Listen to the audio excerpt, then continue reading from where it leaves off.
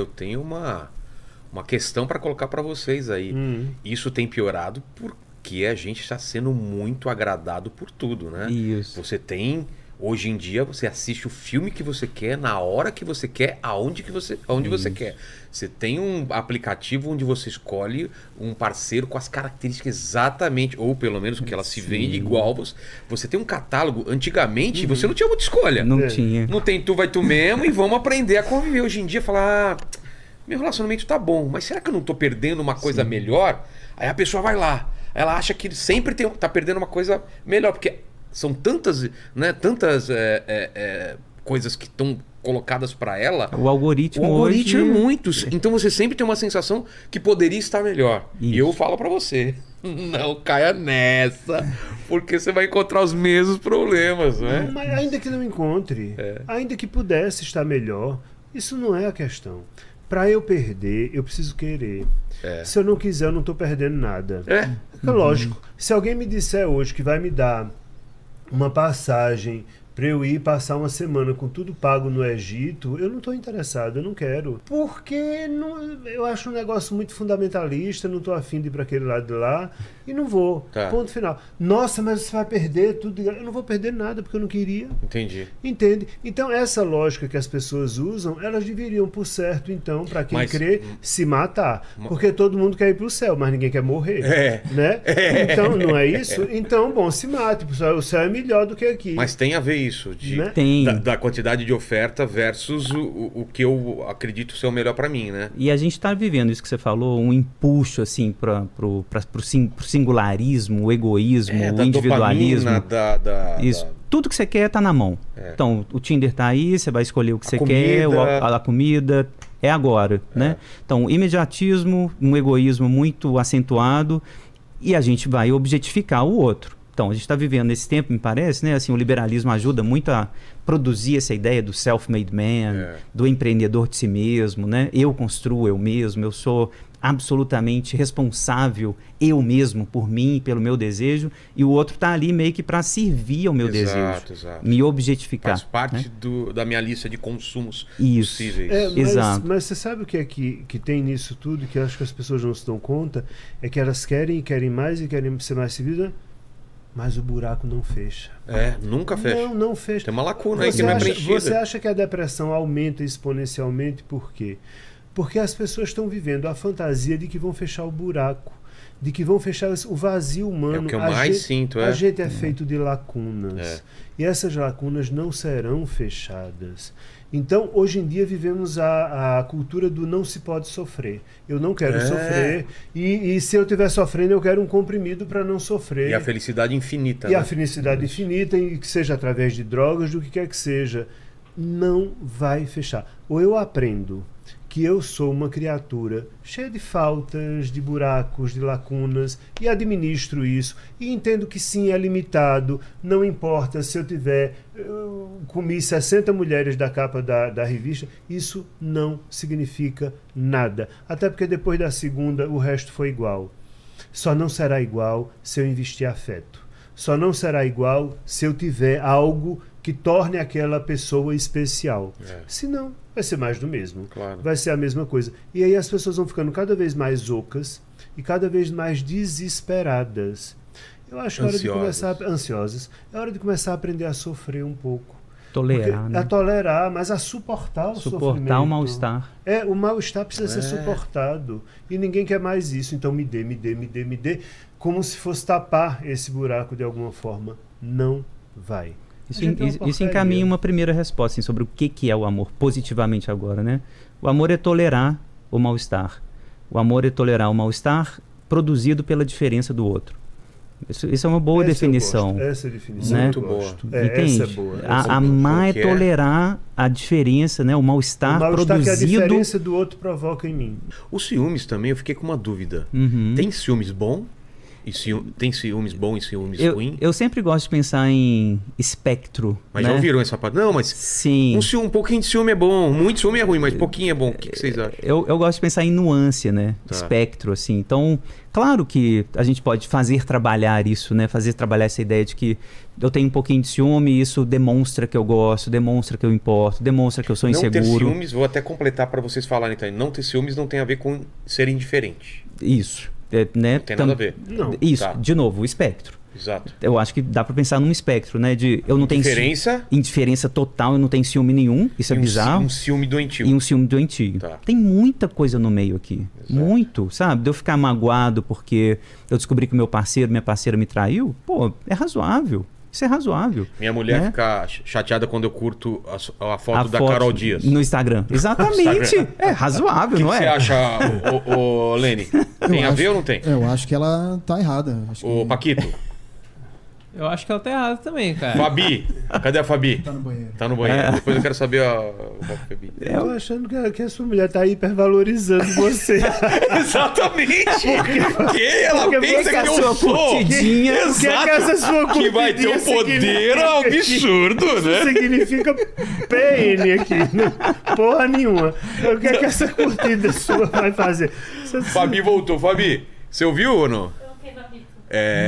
Você acha que a minha mulher tá certa de não gostar que eu curta uma foto da Carol Dias ou não? Tivemos 2 votos negativos aqui. Você... Claro que tá certa. Tá vendo a mulher? A voz da Fabi aqui. É isso aí. Aí eles falaram assim, que poder essa curtida tem? O que significa essa curtida? Nada. Ela só tá me valorizando demais. Curtindo a foto da menina com de bunda pra fora. Mas o que o Fábio diz está certo mesmo. Quando ele fala do espectro, ele está muito certo. Mas as pessoas também precisam aprender uma coisa. Eu posso sentir o que eu quiser. A questão é o que é que eu faço com o que eu sinto. Tá. Independentemente de onde isso esteja no espectro. Eu posso, de fato, ser muito... Vou pegar um exemplo concreto. Tá. Eu tenho um paciente que ele passou num concurso, foi morar numa cidade pequena e a mulher dele ficava em casa, cuidando da casa e da filha enquanto ele trabalhava. Até que depois de um bom tempo nessa cidade trabalhando, ele descobriu que a mulher dele o traía.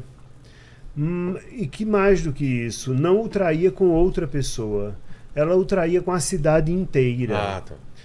E só quem não sabia disso era ele. Ela o traía com a cidade inteira, até com os pescadores da praia. Ela ia para a praia e transava com os pescadores da praia. Ela transava com qualquer pessoa. Aliás, uma fantasia muito simpática, na minha opinião, essa ideia de transar com a cidade inteira. Eu gosto dessa fantasia. Dama da lotação. Enquanto, né? Isso, a dama da lotação, exatamente. Então, tá. O que foi que ele fez? Ele pegou esta mulher, levou ela para o aeroporto, em outra cidade um pouco maior, e disse: você vai embora para casa dos seus pais, onde eu lhe peguei, e você não fará mais parte da minha vida. Isso foi o que ele fez. Sim. O que ele conta na terapia é o que ele sentiu. E como ele quis matar aquela mulher. Como ele queria ter matado aquela mulher com os piores requintes de crueldade, de tortura e de tudo. Eu posso sentir o que eu quiser. O problema não é sentir, é o que é que eu faço com o que eu sinto. Exato. Porque como era endereçar mágoa, era ciúme, era tudo ali. Não era enlouquecedor o que aquele homem estava sentindo. Aquele homem berrava na minha frente de dor que ele estava sentindo, de ódio, de ciúme e de injustiça. Mas na frente dela, ele foi a rainha da Inglaterra, que ninguém nunca sabia o que aquela mulher estava sentindo, né? Claro. Então, é isso. Você pode ter ciúme? Pode. Agora, você que está sentindo ciúme, resolva com você. Isso é um problema seu. O outro nada tem a ver com o seu ciúme. Mas é bom falar sobre isso? Conversar sobre? Muito. Eu acho fundamental.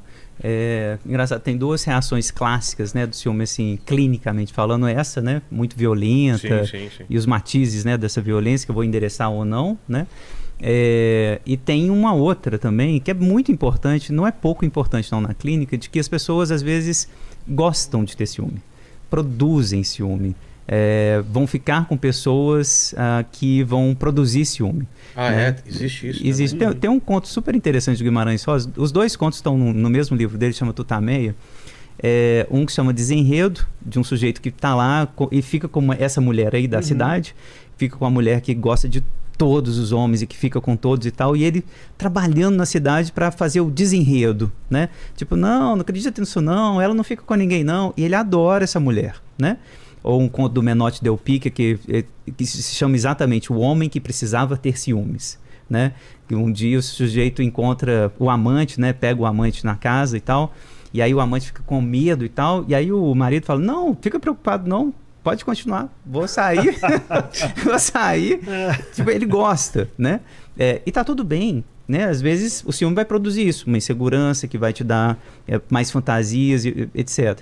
No outro conto do Guimarães Rosa, quadrinho de história, nesse mesmo livro, conta a história do sujeito que já está na prisão por ter matado a mulher, pelo mesmo afeto, o mesmo afeto do ciúme. Então, o ciúme pode produzir excitação, né? Quando a gente está lá transando, eu estou imaginando ela com outro. O que a fantasia de ciúme significa? O que ela produz em mim? E mais, isso que o Marcos está dizendo, o que eu vou endereçar disso para o outro? Né? Vou pedir para você mudar a sua saia, ou eu vou pedir para você usar essa sainha, né? E mostrar você como um troféu, né? À noite, por exemplo. E esses olhares do outro me excitam ainda mais. Sim. Entende? Porque o ciúme me excita. Não tem uma regra aqui, né? Do que o ciúme efetivamente vai produzir e do que, claro, que o sujeito vai endereçar, né? A regra vai ser, claro, conversada. Por isso eu acho que conversar aí, assim, eu acho que é indispensável. Porque nesse sentido o catolicismo tem razão. A confissão livra do inferno. O inferno que está dentro de mim, né? Então, na hora que eu falo, que eu converso, que eu dialogo, eu me livro do inferno, do meu inferno interior. Agora, essa ideia de que o ciúme pode ser alguma coisa excitante, ela me parece muito mais válida e não entendo porque as pessoas não se ligam mais a essa versão. Porque, por exemplo, eu acho muito esquisito quando um homem se irrita porque algum outro homem olhou para a mulher dele. Eu acho isso uma coisa muito... Era para se irritar porque se não tivesse olhado. Porque você quer uma mulher que só você olha, mas ninguém olha... Não seria, porque o interessante seria, você não olhou para minha mulher porque o que é que tem de errado com ela que você não olhou? Deveria ter olhado, mas aí não pode, porque bate na minha insegurança, bate no meu medo, bate no... O outro vai produzir desejo, volta aquilo que a gente falou no começo e que definitivamente não é assim.